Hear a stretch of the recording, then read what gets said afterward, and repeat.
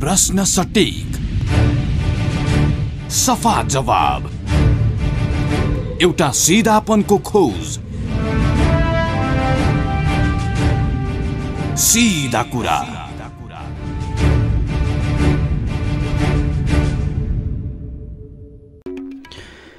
नमस्कार, कार्यक्रम सीधा कुरामा स्वागत छ। म कृष्ण तिमल सिन्हा।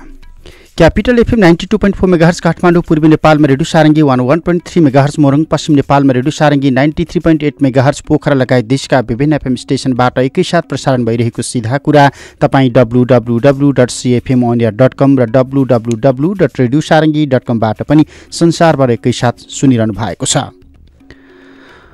श्रोता, विश्वव्यापी महामारी कोरोना भाइरसका कारण अहिले पनि विश्वमा ज्यान गुमाउनेको सङ्ख्या घटिसकेको छैन, नियन्त्रणमा आएको छैन। सङ्क्रमितको सङ्ख्या अहिले पनि गुणात्मक रूपमा बढिराखेको छ। दैनिक औसत 1 लाख नागरिक सङ्क्रमित भइराखेका छन्। नयाँ क्षेत्रमा रोगको नयाँ लक्षणहरू देखिराखेको छ। एकचोटि निको भएका बिरामीहरू पुनः बल झिएर उपचारका लागि फर्किराखेका छन्।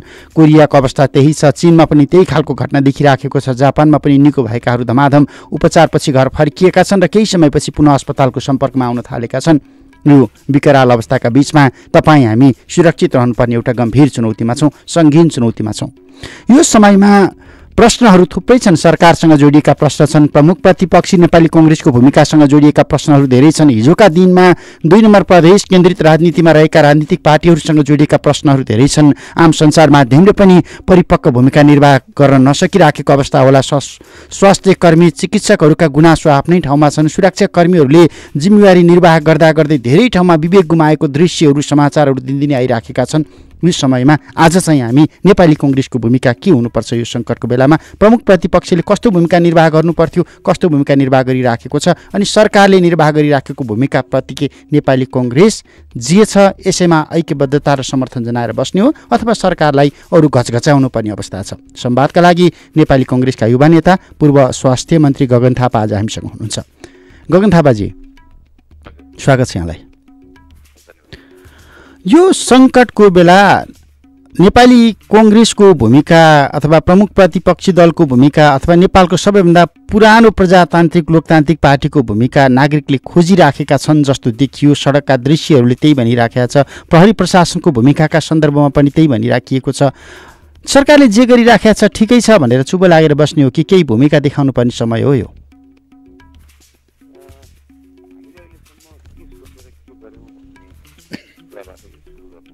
हजुर, जब यो सङ्क्रमणको अवस्था प्रारम्भ भयो त्यो बेलामा संसदको बैठक चलिरहेको थियो।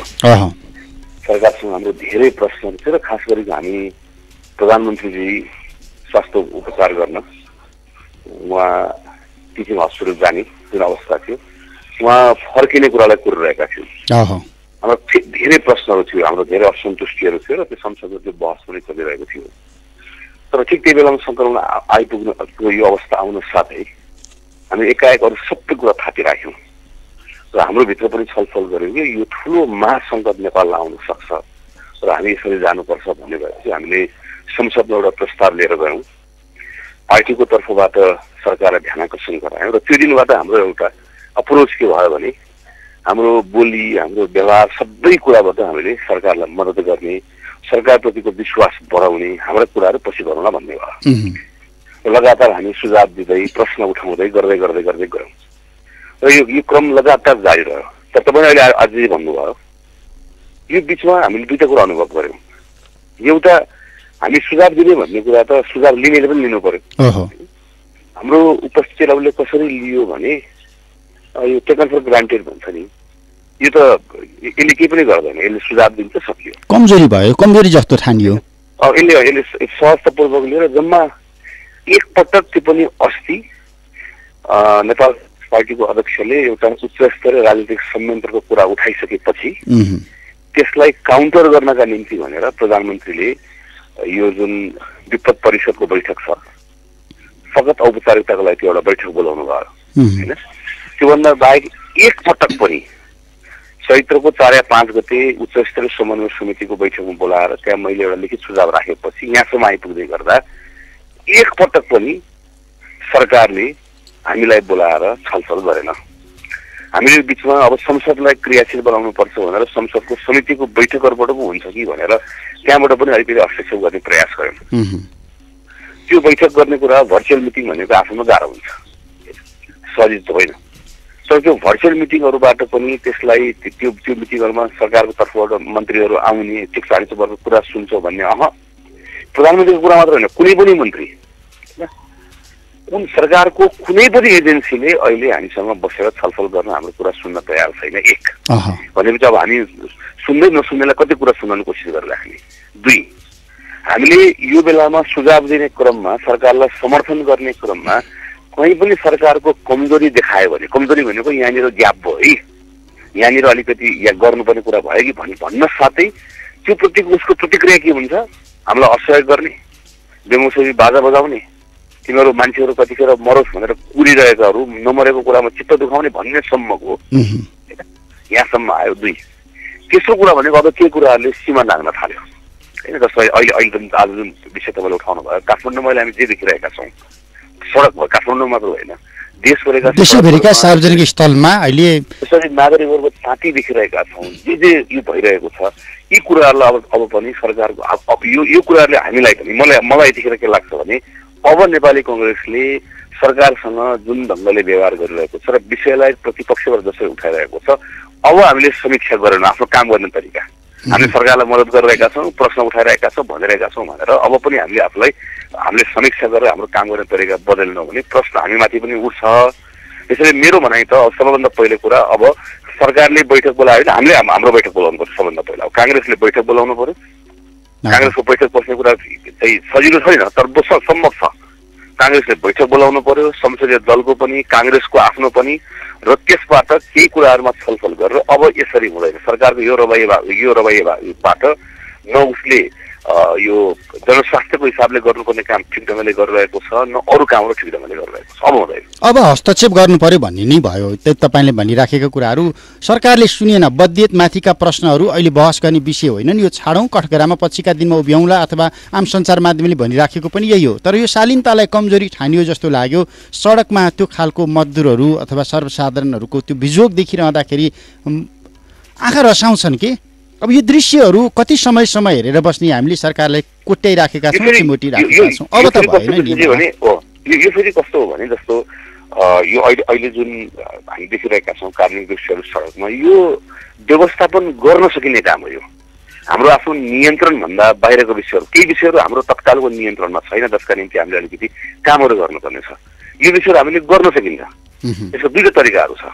एउटा हामीले जुन राहतको प्याकेज हामीले ल्याइरहेका छौँ, राहतको प्याकेजको सुरुदेखि नै उठाउँदै आएको यो केही झोलामा केही किलो चामल बाँडेर होइन, हामीले यो बेलामा लाग्दै जान्छ यो। त्यसैले हाम्रो राहतको प्याकेजले खास गरी अहिले रोजगारी गुमाएका मानिसहरू जसले आम्दानी गुमाएका छन् उनीहरूलाई राम्रोसँग समेट्ने गरिकन हामी यसरी जानुपर्छ है भनेर जाने गरी ल्यायो भने कतिपय सन्दर्भमा अहिले आफ्नो बसिरहेको ठाउँ छोडेर तुरुन्त गाउँ फर्कनु पर्ने अवस्था रहँदैन।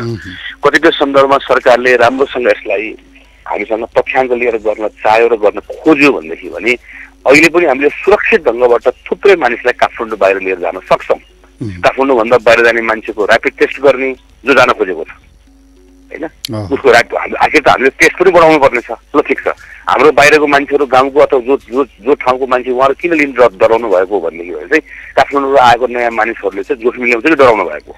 तर हामी काठमाडौँबाट जाने मान्छेलाई आफूले आफ्नो बसबाट लिएर जान्छौँ, यहीँबाट सरकारले तय गरेको यातायातबाट लिएर जान्छौँ र प्रत्येकको ऱ्यापिड टेस्ट गरेर लिएर जान्छौँ भनेर भन्यो भनेदेखि भने हामीले यहाँबाट लिएर जाने सबै मान्छेहरू परीक्षण गरिएको मान्छे र कोरोना संक्रमणको जोखिमबाट मुक्त भएको मान्छे लिएर जान्छौँ। सजिलोसँग ती मानिसहरू लिएर जान सक्छौँ होइन। यो गर्ने कुरामा हामीले अलिकति बढी हाम्रो किटमा खर्च गर्नु पर्ला, तर हामी परीक्षण बढाउनु पर्नेछ, हामीलाई दोहोरो फाइदा भयो यसको। यो कुरा गर्न सकिन्छ। त्यसो कुरा भनेको सर्वोच्च अदालतले हिजो जुन आदेश गर्यो नि, सर्वोच्च अदालतले गरेको आदेश पहिलेदेखि हाम्रो माग हो। जस्तो अहिले म प्रत्येक दिन मेरो फोनमा म दर्जनौं भारतमा भएको मान्छेहरूसँग कुराकानी गर्नुपर्ने मेरो अवस्था छ। फोन खोल्न साथै भारतबाट फोन आइहाल्छ, उहाँहरू बिचलीमा हुनुहुन्छ र यतिखेर के कोही मुम्बईमा, कोही हैदराबादमा, कोही कहाँ समूह हुन्छ, सानो समूह छैन। भारतले एक दिन मात्रै लकडाउन खुकुलो गर्यो भने कोही त्यहाँ बस्नेवाला हुनुहुन्न, सबै छोडेर नेपालकातिर हिँड्नेवाला हुनुहुन्छ र उहाँहरू हाम्रो सिमानामा आइपुग्नुहुन्छ। हेर्नुहोस् है, हाम्रो सिमानामा आइसकेपछि तपाईँ के भन्नुहुन्छ? त्यो देश होइन भन्नुहुन्छ? हो तँलाई म छिर्न दिनु भन्नुहुन्छ? तर अस्ति हामीले एकजना क्रियापुत्रले छिर्न दिएनौँ होइन। तपाईँले त्यो व्यवहार ती हजारौँ नागरिकहरूसँग गर्न पाउनुहुन्छ? कसरी गर्न पाउनुहुन्न? तर त्यो कहिले हुन्छ? त्यो मेरो आफ्नो हिसाब किताबले त्यो असारतिर हुन्छ, जेठको मसान्ततिर हामीले घटना देख्नुपर्छ। तपाईँ जेठको मसान्तमा देख्नुपर्छ भने जस्तो आज अहिले हामी देखिरहेको छौँ काठमाडौँ सडकमा 2 हप्तासम्म शालीनतापूर्वक उनीहरूले सहेकै हुन्। हामीले अस्ति राइट टाइममा राइट काम गर्न नसक्दाखेरि यो अहिले भयो। हामीले अहिले कैलाली कञ्चनपुर लगायतको मुख्य सिमानाहरूमा जहाँको नाका हामी खोल्छौँ तर सबै नाका सिल गर्छौँ, त्यो ठाउँमा हजारौँ नेपालीहरू आउँछन्। तिनीहरूको निम्ति हामीले क्वारेन्टिनको व्यवस्था गर्नुपर्छ भनेर अहिलेदेखि हामीले काम गऱ्यौँ भने भोलि हामी त्यो थेक्न सक्छौँ। हेर्नुहोस्, नभए हामी थेक्न सक्दैनौँ। खाडीमा रहेको मान्छेको अवस्था त्यही हो। खाडीमा रहेको मान्छे तपाईँ कहिलेसम्म राख्नुहुन्छ? हिजो पठाउने, म्यान पावर खोलेर पासपोर्ट दिएर होइन, बकाइदासँग गएर काम गरेर उसको पैसाले हाम्रो भात भान्सा चल्ने। हिजो आज त्यो देशले निकालिदियो वा लैजा भनेर भनेको बेलामा हामी त सक्दैन भनेर हो। त्यसो भनेर म भावनामा बगेको पनि होइन, मलाई मेरो देशको क्षमता थाहा नभएको पनि होइन। आजै जाउँ, आजै राति जाउँ, अहिले गएर उठाएर लिएर आऊ भनेर भन्ने हाम्रो अवस्था छैन। तर हामीले तयारी गर्न सुरु गरेनौँ भने भोलि त अवस्था नभए भनेर पनि पाइँदैन। अहिलेको जस्तो अवस्था हुन्छ हाम्रो। अब यो कुराहरूमा मैले यो कुरा कसलाई भन्ने त? अब म आज क्याबिनेटलाई पनि भनिरहेको छु होइन। हामीहरूले त तपाईँको रेडियोमा टेलिभिजनमा तपाईँको यो अरू बाँकी रहेको सामाजिक सञ्जाल मार्फतै व्यक्त गर्ने तर राज्यले सुनेन। मैले भनिराखेको के भने अब राज्यका यी निकायहरूले सुनिराखेका छैनन् भने ठिक छ, संसद छैन हामीसँग, तर संयन्त्र त छ नि, पार्टीको संयन्त्र होला। तपाईहरूले तल्लो तहसम्म अथवा आफ्नो निकायहरूमा ती संयन्त्रहरूलाई परिचालन गर्दाखेरि काहीँ न काहीँ त्यो मलम लगाउन सक्ने केही सम्भावना बाँकी छ भन्ने के एउटा यहाँनिर अहिले सरकारसँग समन्वय नगरिकन त्यो कुरा गर्न पनि गाह्रो रहेछ। हेर्नुहोस्, म एउटा निर्वाचन क्षेत्रको सांसद पनि छु, म यहाँ बसेर महसुस गरिरहेको छु होइन। जस्तो मलाई मेरो आफ्नो निर्वाचन क्षेत्रभित्र हिलडुल गर्नका निम्ति म आफै हिलडुल गर्नका निम्ति मैले दुईवटा कुरा गर्नुपर्छ। एउटा, मैले सरकारले भनेको लकडाउन उल्लङ्घन गर्नु पर्यो। उसले मलाई पनि त घरभित्र मात्र बसिराख भन्छ होइन।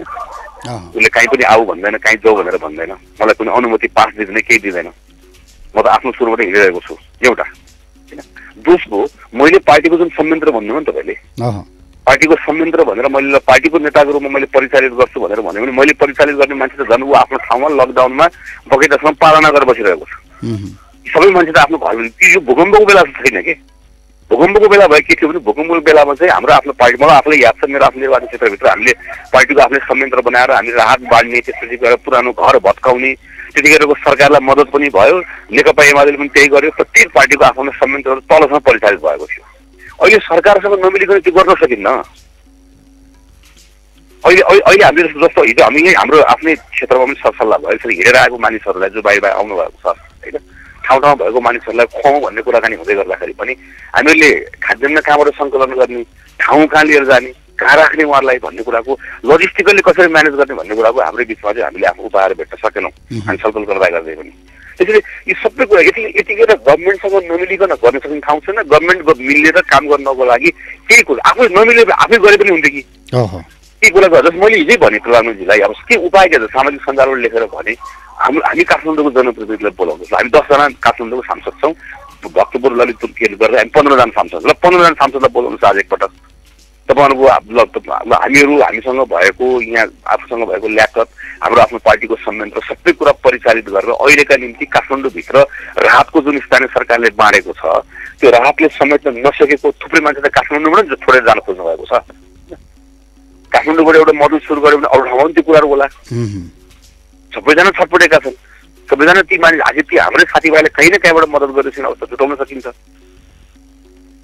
तर सरकार त के गरिदिन्छ हेर्नुहोस्, अब 14 गते झुल्किन्छ एकपटक, 14 गते देखिन्छ लकडाउन लम्बेला अथवा सकिएला अथवा के होला भन्ने एउटा आउला। अब यो तपाईँहरूको माथि एउटा आशंका हो कि बालुवाटारको भन्ने के मेरो प्रश्न चाहिँ आलोचना र घेराबन्दीमा पारिराखेका छन्, यिनीहरूले असहयोग गरिराखेका छन्, सरकारलाई असफल बनाउन खोजिराखेका छन्, बेमौसमको बाजा बजाउँछन्, जनता मरेको हेर्न चाहिराखेका छन् भन्ने ढङ्गबाट हेरिन्छ नि, त्यो घेराबन्दीमा पार्न खोज्छन् भन्ने खालको एउटा आशंका हो कि?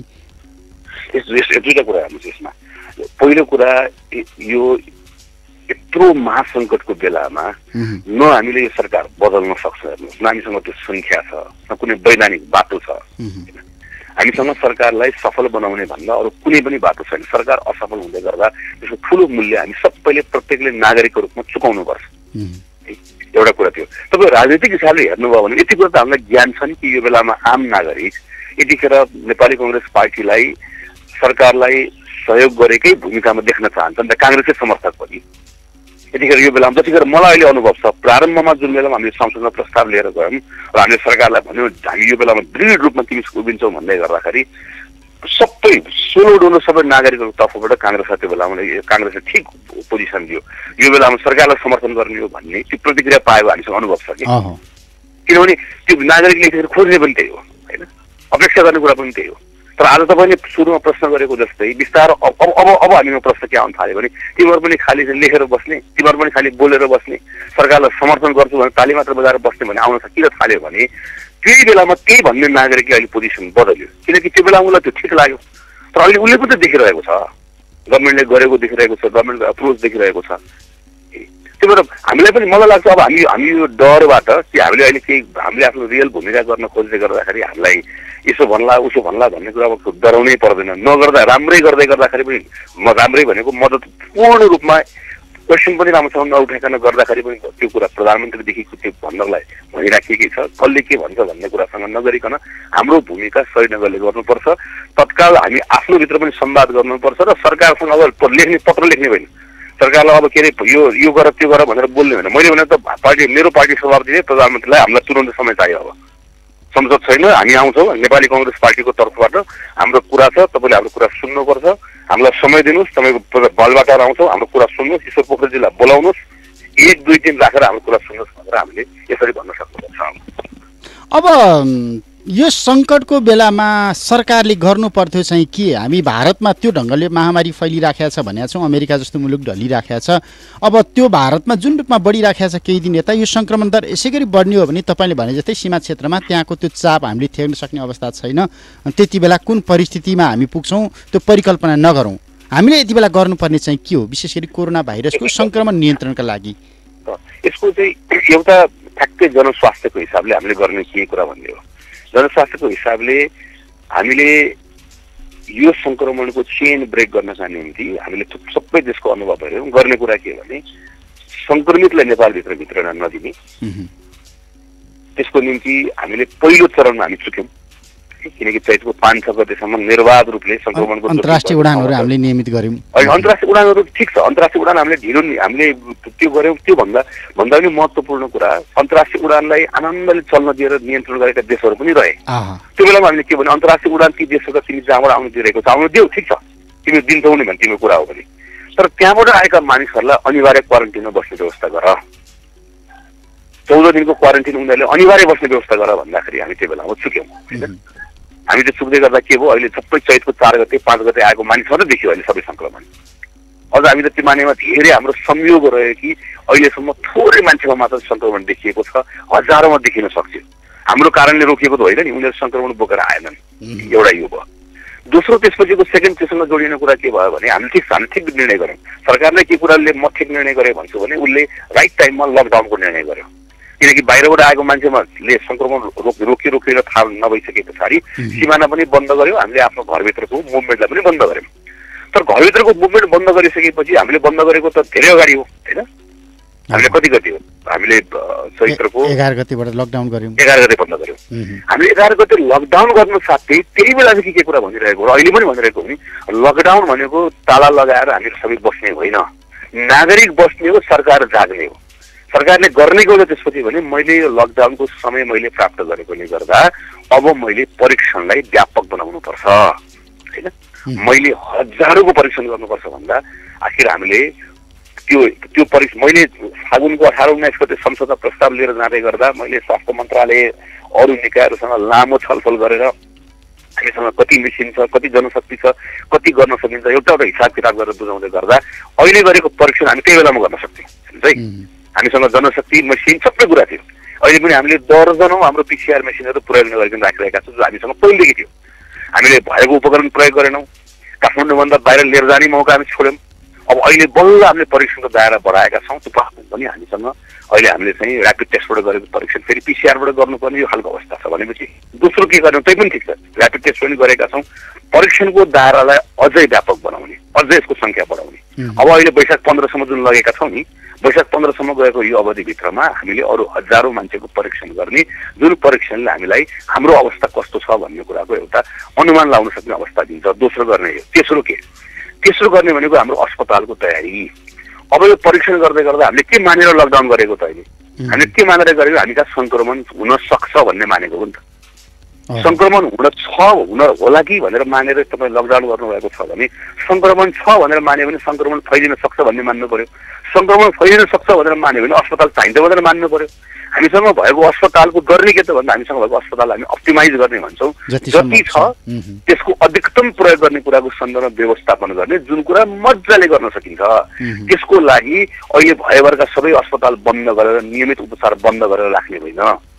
हामीले यो अस्पतालमा यसरी पहिलो चरणमा म गर्छु, दोस्रो चरणमा म यहाँ गर्छु भनेर हामीले त्यो अनुरूपको तयारी गर्ने यतापट्टि यो भयो हैन। त्यसको लागि हामीलाई ठुलो मात्रामा स्वास्थ्य सामग्रीहरू चाहिन्छ। जुन स्वास्थ्य सामग्री 40 दिन पहिला ल्याउन सकिने स्वास्थ्य सामग्री बल्ल हिजो हाम्रो प्लेन उड्यो।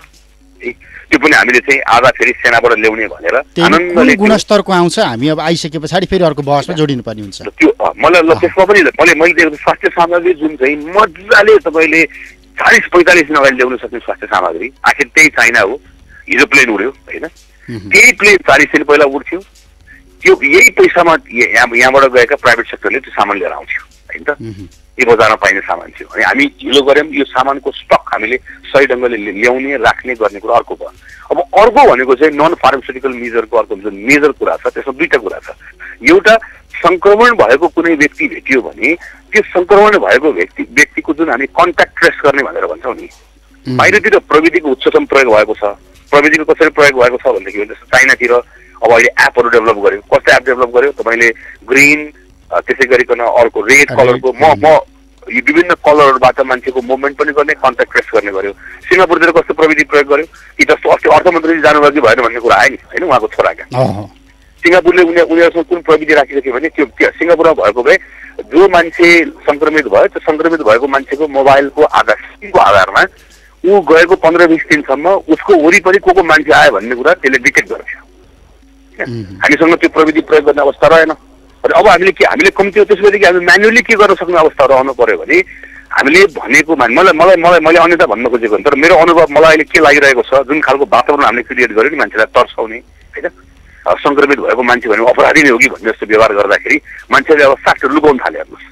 सामाजिक बहिष्कार तहसम्म पुग्यो नि त। जस्तो मलाई अहिले सङ्क्रमण भयो भने के छ मलाई आएर जब मलाई सङ्क्रमित भयो टिकु लिएर गएर म के भन्नु थाहा छ तपाईँले कसलाई भेट्नु भएको छैन, मैले कसैलाई भेटेको छैन भनिदिन्छु। किनभने म यता गएको छु उता गएको छु, म लुकेर चाहिँ मेरो उसका गएको थिएँ यसका गएको थिएँ भनेर मान्नु नै एकछिनलाई। मैले छिमेकीको घरमा गएको थिएँ भनेर भन्यो भने त मलाई त समाजले त यो त अपराधी भन्ने भयो। किनकि यसले त नियम उल्लङ्घन गर्यो त यो त्यो गलत हो। तर त्यो लेभलबाट मलाई हेर्ने भएपछि त मैले के भनिदिन्छु भने मैले कसैलाई भेटेको छैन भनिदिन्छु। त्यसो गर्दै गर्दा त मलाई कम्फोर्टेबल बनाउन सक्यो, मबाट भएको सूचनाहरू सही ढङ्गले निकाल्न सक्यो भने पो अनि मैले कसलाई भेटेको छु भेटेका ती सबै मान्छेलाई तुरुन्तै त्यो कन्ट्याक्ट जतिलाई ट्रेस गरेर खोजेर पत्ता लगाएर त्यसको टेस्ट गरिहाल्नु पर्यो होइन। किनकि कोहीलाई हामीले हेऱ्यौँ नि त बेलायतबाट आएको मध्येमा बुहारीलाई भएर निको भइसकेको छ, छोरा र आमालाई बल्ल सङ्क्रमण देखिएको छ। त्यो त हामीले अनुमानै लाउन सक्दैन कसरी जान्छ भनेर। यो अर्को एउटा विषय हो। त्यसपछिको अर्को विषय भनेको जुन अहिले हामी सुरुमा हामीले चर्चा गऱ्यौँ, प्रधानमन्त्रीजीको ठाउँबाट के सोचिराख्नु भएको छ, भारतको लकडाउन हेरिराख्नु भएको छ, देशभित्रको सबै मुभमेन्ट हेरिराख्नु भएको छ। यो हिसाबले मलाई कम्ती उहाँहरूको मलाई लाग्यो है मेरो विचारमा म जेठभरि पनि जानुपर्ने हुनसक्छ मैले यस्तो खालको लकडाउन। त्यसपछि गएर यो लकडाउन मैले खोल्यो भने पनि मैले स्कुल कलेजहरू के पनि अहिले खोल्न सक्दैन भन्ने अनुमान त्यो ठाउँबाट एपेक्स त्यो बढी त्यो ठाउँमा बसेर प्रधानमन्त्रीले लागिरहेको छ भने त बिस्तारै उहाँले त्यसो त मैले त जेठसम्म मान्छेलाई यहाँ यसरी रोक्छु भनेपछि मैले दिने राहतको प्याकेज मैले यो जुन खालको अवस्थामा यो तलको मजदुर वर्गको कुरा मात्र होइन, सानो व्यवसाय चलाउने मान्छेहरूको छ नि अहिले अवस्था, सबैको अवस्था त्यही भइसकेको छ। अहिले